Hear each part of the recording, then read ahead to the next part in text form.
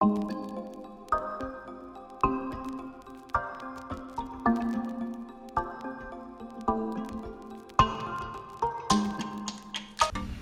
today's vlog, we're going to make crispy pata. These are the ingredients.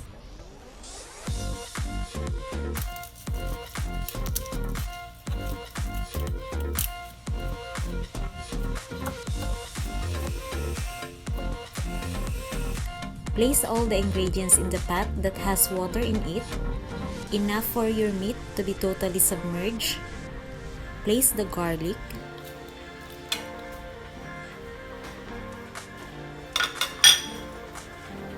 then pepper,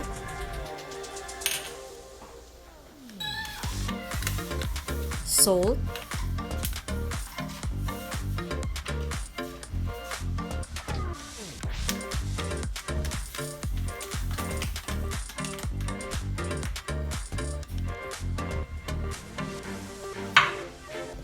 vinegar,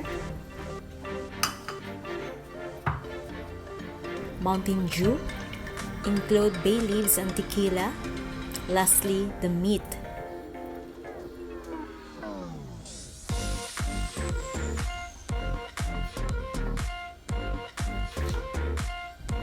Cook for 1 hour in medium heat. After, let it cool down.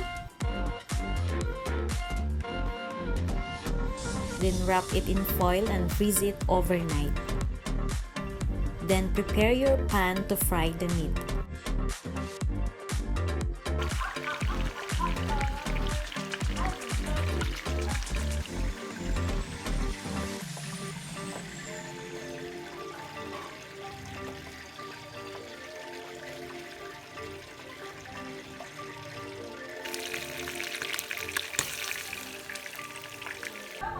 It's done, our own version of crispy pata. Please don't forget to like and subscribe.